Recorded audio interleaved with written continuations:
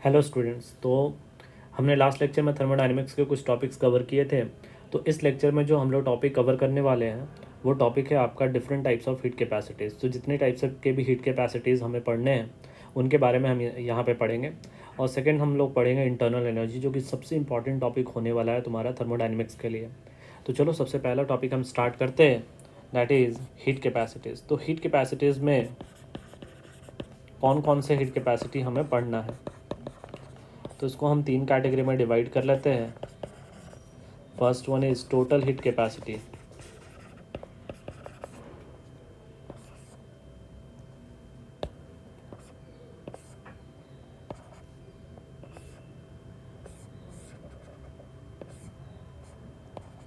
Second one is molar heat capacity,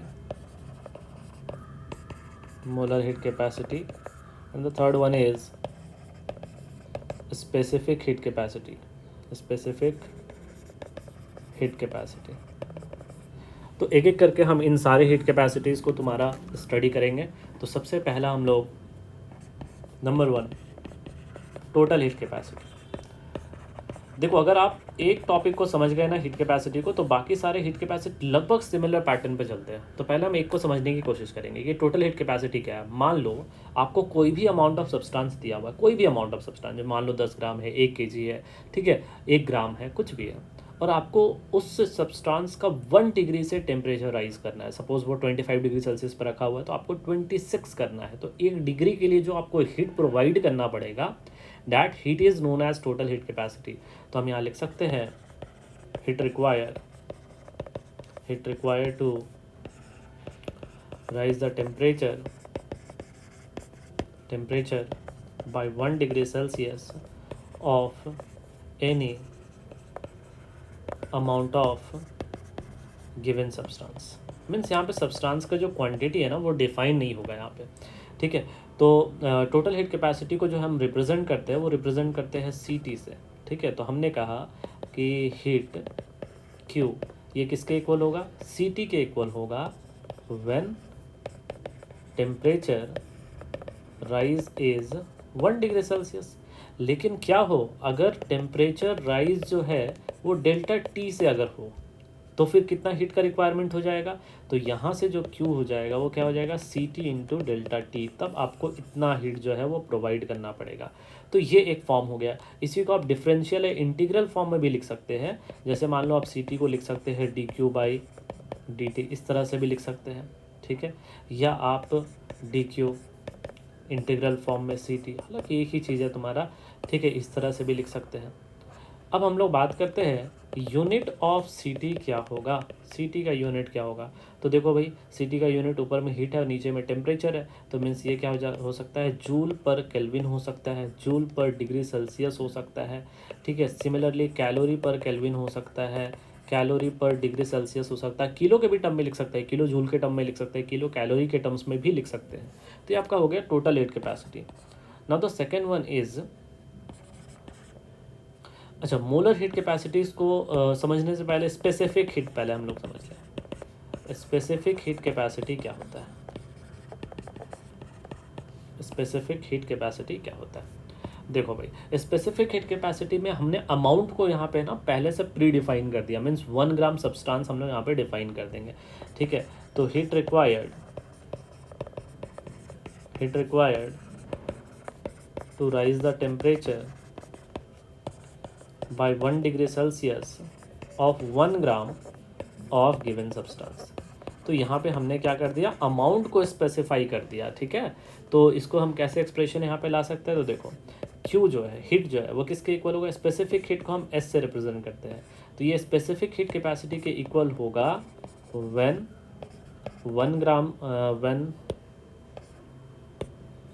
1 gram substance is taken and 1 degree Celsius temperature is raised। लेकिन क्या हो कि अगर हमने m ग्राम सब्सटेंस ले लिया एंड डेल्टा टी टेम्परेचर से हमने राइज कर दिया, तो फिर क्या होगा, तो फिर हमें m और डेल्टा टी से मल्टीप्लाई करना पड़ेगा, किसे, स्पेसिफिक हीट कैपेसिटी को हमें मल्टीप्लाई करना पड़ेगा। सो हमारे यहाँ पे डिज़ायर जो एक्सप्रेशन आ गया वो क्या आ गया, ms डेल्टा टी आ गया। इसी को आप डिफरेंशियल इंटीग्रल फॉर्म में भी लिख सकते हैं, like specific heat capacity 1/m dq/dt, इस तरह से भी लिख सकते हो, या dq इंटीग्रल ऑफ, चूँकि m तो कांस्टेंट है, s dt, अगर स्पेसिफिक हीट कैपेसिटी अगर मान लो टेम्परेचर का फंक्शन हुआ तो वो अंदर रहेगा इंटीग्रल के, और अगर मान लो कि कांस्टेंट रहा तो आप उसे बाहर निकाल सकते हो। अब हम लोग यूनिट की बात करते हैं कि unit of specific heat capacity क्या होगा। ठीक है, तो देख लो आपका यहाँ पे नीचे में आपका ग्राम है, ये जूल है और ये डिग्री सेल्सियस है, तो आप क्या लिख सकते हैं, जूल पर ग्राम डिग्री सेल्सियस और कैलोरी पर ग्राम डिग्री सेल्सियस। ठीक है, सिमिलरली किलो जूल के टर्म्स में भी लिख सकते हैं, केल्विन के भी टर्म्स में लिख सकते हैं, क्योंकि चेंज है ना, बेसिकली डिफाइन 1 डिग्री सेल्सियस से करते हैं, इसलिए यूनिट में डिग्री सेल्सियस नॉर्मली यूज़ करते हैं। तीसरा है आपका molar heat capacity, molar heat capacity, तो इसे हम C से रिप्रेजेंट करेंगे। अब मोलर हीट कैपेसिटी में भी हम अमाउंट को है ना डिफाइन कर देते हैं, मीन्स 1 मोल सब्सटेंस लेंगे और उसको 1 डिग्री सेल्सियस से हम राइज करेंगे टेम्परेचर, तो हम डिफाइन कर सकते हैं heat required to raise the temperature by 1 degree Celsius of 1 mole of given substance, 1 mole of given substance. ठीक है, तो चलो डिफाइन करते हैं इसको, एक्सप्रेशन कैसे ला सकते हैं। तो हमने कहा जो हीट है Q, ये C के इक्वल होगा कब, when 1 mole substance is raise by 1 degree Celsius, यानी टेम्परेचर राइज 1 डिग्री से हो। ठीक है, सिमिलरली अगर हमने n मोल अगर हमने सब्सटेंस ले लिया और उसको हम डेल्टा T से अगर हम राइज करना चाहे तो फिर क्या हो जाएगा, NC डेल्टा T हो जाएगा। तो ये आपका एक एक्सप्रेशन आ गया। सिमिलरली C को हम डिफरेंशियल के फॉर्म में 1/n dq/dt भी लिख सकते हैं, और इंटीग्रल के फॉर्म में भी लिख सकते हैं, integral of dt is equals to NC dt, इस तरह से लिख सकते हैं। ठीक है, अब अगर हम बात करें इसके यूनिट की, तो यूनिट क्या हो जाएगा इसमें, जूल पर मोल डिग्री सेल्सियस, या जूल पर मोल केल्विन आप बोल सकते हो, कैलोरी में भी बोल सकते हैं इसको। तो ये तो हो गया डिफरेंट हीट कैपेसिटीज़। अब एक चीज़ और सबसे इंपॉर्टेंट पॉइंट है ये, molar heat capacity, molar heat capacity for different process, for different process. ठीक है, चलो तो देखो सबसे पहला हम प्रोसेस उठाते हैं एडियाबेटिक। अब एडियाबेटिक के लिए हमें पता है कि जो Q है वो ज़ीरो होता है। अगर Q ज़ीरो हो जाएगा तो यहाँ से ये कंक्लूड करेगा कि जो मोलर हीट कैपेसिटी होगा वो क्या हो जाएगा, ज़ीरो। मतलब हीट कैपेसिटी, अगर एडियाबेटिक प्रोसेस है तो मोलर हीट कैपेसिटी आपको ज़ीरो ले लेना है। सिमिलरली अगर आइसोथर्मल प्रोसेस हो तो आइसोथर्मल प्रोसेस होगा तो जो डेल्टा T है वो डेल्टा T आपका ज़ीरो आएगा, और अगर डेल्टा T ज़ीरो हो जाएगा तो C का वैल्यू क्या हो जाएगा आपका, इनफाइनाइट हो जाएगा। ठीक है, ये आप एक्सप्रेशन में रख सकते हो ना, देख लो यहाँ पे इस वाले एक्सप्रेशन में डेल्टा T आप ज़ीरो रख दो तो एज अ होल क्या हो जाएगा, इनफाइनाइट आ जाएगा। तीसरा, अगर हम बात करें आइसोबारिक प्रोसेस में, तो आइसोबारिक प्रोसेस में क्या होगा कि जो C होगा उसको हम लोग Cp ले लेंगे, जहाँ पे Cp को हम क्या कहेंगे, molar heat capacity, molar heat capacity at constant pressure बोलेंगे, एट कांस्टेंट प्रेशर। उसी तरह fourth, isochoric process, isochoric process C को हम Cb से रिप्रेजेंट करेंगे, जहाँ पे Cb को हम कहेंगे एट कांस्टेंट वॉल्यूम। तो ये आपका Cp और Cb यहाँ से हम लोग टर्म जो है वो इंट्रोड्यूस करते हैं तुम्हारा। ठीक है, सिंपल, Cp मतलब heat capacity at constant pressure और Cb आपका heat capacity at constant volume. So घबराने वाली बात नहीं है, Cp Cv को देकर सिंपल हीट कैपेसिटी है, सिर्फ आपको कंडीशन डिफाइन हो जाता है, प्रेशर कांस्टेंट है, वॉल्यूम कांस्टेंट है, इस तरह से। तो ये हो गया आपका हीट कैपेसिटी। अब चलते हैं, हमारा जो नेक्स्ट टॉपिक है वो है इंटरनल एनर्जी।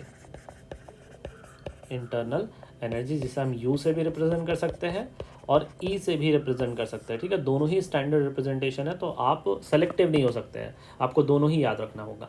अब इंटरनल एनर्जी या को हम कैसे डिफाइन कर सकते हैं? तो सिंपल सी बात है, एक सिस्टम से एसोसिएटेड इंटरनली हर तरह का जो एनर्जी होगा उसको हम इंटरनल एनर्जी कहते हैं। ठीक है, तो हम कह सकते हैं all types of energy associated with the system internally is called internal energy। तो हम इंटरनल एनर्जी को क्या लिख सकते हैं? इंटरनल एनर्जी अगर यू को लिखना चाहे तो हम क्या लिख सकते हैं? तो हम इसमें लिख सकते हैं हर तरह का एनर्जी की बात हो रही है। ठीक है, तो हमने लिख दिया यहाँ पे काइनेटिक एनर्जी। ठीक है, kinetic energy of gas plus potential energy of gas plus chemical energy plus nuclear energy plus आपका nuclear energy plus other forms of energy. अब देखो इसी कारण क्या होता है ना कि देखो अब हमें तो पता नहीं है कि केमिकल एनर्जी हम कैसे कंक्लूड कर सकते हैं, न्यूक्लियर एनर्जी कैसे कैलकुलेट कर सकते हैं, अदर फॉर्म्स के बारे में हमें पता ही नहीं है कि कौन कौन से क्वांटिटी हो सकते हैं। तो हम क्या कर सकते हैं, इन सारे टर्म्स को हम नेग्लेक्ट कर सकते हैं। ठीक है, neglecting other forms of energy, अगर हमने नेग्लेक्ट कर दिया तो हमारा जो इंटरनल एनर्जी है वो किस में कन्वर्ट हो गया? सिर्फ काइनेटिक एनर्जी गैस में रह गया और पोटेंशियल एनर्जी तुम्हारा गैस के फॉर्म में आ गया। ठीक है, अब हम लोग यहाँ पे समझते हैं अच्छे से। अगर हमारा गैस जो है, ठीक है, ध्यान से इसको समझना कि अगर हमारा गैस रियल गैस है तो अगर गैस का नेचर रियल गैस नेचर होगा तो क्या होगा, यहाँ पे इंटरैक्शन होता है मॉलिक्यूल के बीच में। अगर इंटरैक्शन हुआ तो पोटेंशियल एनर्जी गैस का होगा ही होगा वहाँ पे। तो रियल गैस के केस में इंटरनल एनर्जी का एक्सप्रेशन क्या हो जाएगा? काइनेटिक एनर्जी ऑफ गैस और प्लस तुम्हारा पोटेंशियल एनर्जी ऑफ गैस। लेकिन अगर गैस तुम्हारा आइडियल हो तो आइडियल के केस में क्या होगा कि वहाँ पे गैस के मॉलिक्यूल के बीच में तो कोई इंटरैक्शन नहीं है। तो कोई इंटरैक्शन नहीं है तो पोटेंशियल एनर्जी जीरो हो जाएगा। सो आपका इंटरनल एनर्जी जो होगा वो simple kinetic energy of gas के इक्वल हो जाएगा आइडियल के केस में। तो आइडियल केस में इंटरनल एनर्जी किसके इक्वल हो गया? काइनेटिक एनर्जी के केस में आ गया। और हमें पता है तुम्हारा, ठीक है, कि भाई जो काइनेटिक एनर्जी होता है फंक्शन ऑफ टेम्परेचर होता है, मतलब इंटरनल एनर्जी भी क्या हो गया? फंक्शन ऑफ टेम्परेचर हो गया। तो कुछ इंपॉर्टेंट पॉइंट्स हैं, इनको हम याद रखेंगे तुम्हारा। तो देखो इंटरनल एनर्जी इज, सबसे पहला आप इसको कहेंगे स्टेट फंक्शन। ठीक है, स्टेट फंक्शन कहेंगे। उसके बाद ये आपका एक्सटेंसिव प्रॉपर्टी होगा, एक्सटेंसिव प्रॉपर्टी होगा, फंक्शन ऑफ टेम्परेचर होगा। ठीक है, ये इंटरनल एनर्जी के बारे में कुछ इंपॉर्टेंट पॉइंट्स हो गया। अब चूंकि इंटरनल एनर्जी स्टेट फंक्शन है तो हम ऐसा लिख सकते हैं डी यू का जो साइक्लिक इंटीग्रल होगा वो क्या होगा? जीरो होगा। क्यों? क्योंकि यू जो है आपका स्टेट फंक्शन है, ये हमने पहले भी डिफाइन कर रखा है। ठीक है, तो ये भी हम लोग लिख सकते हैं इंटरनल एनर्जी के बारे में। उसके बाद it's absolute value can not be calculated. अब आप देखो सीधी सी बात है कि आपने इंटरनल एनर्जी में तो सारे अदर फॉर्म्स ऑफ नेग्लेक्ट कर दिया, तो आप एग्जैक्ट वैल्यू कहाँ से कैलकुलेट कर पाओगे? पॉसिबल ही नहीं है। इसलिए हम कहते हैं absolute value can not be calculated, only change can be determine. लेकिन हाँ, चेंज का डिटर्मिनेशन जो है वो हो सकता है, चेंज कैन बी डिटरमाइंड। ठीक है, चेंज मतलब डेल्टा यू जो है या डेल्टा ई जो है इसको कैलकुलेट किया जा सकता है। एक और डेफिनेशन है, डेफिनेशन ऑफ इंटरनल एनर्जी का। ठीक है, ये अदर फॉर्म्स है, इसको भी हम डेफिनेशन को याद रखेंगे, बहुत इंपॉर्टेंट डेफिनेशन है। Heat supplied at constant volume is also known as internal energy. अब ध्यान देना, यहाँ पे सबसे इंपॉर्टेंट बात की हम लोग यहाँ पे करने वाले हैं। तो हीट कैपेसिटी मतलब हीट को कांस्टेंट वॉल्यूम पे अगर तुम प्रोवाइड करोगे, ठीक है, ये क्यूबी क्या है तुम्हारा? Heat at constant volume, QB लिख रहे हैं। ये क्यूबी किसके इक्वल है तुम्हारा? ये क्यूबी इक्वल है आपका इंटरनल एनर्जी के इक्वल है, मतलब डेल्टा यू के इक्वल है।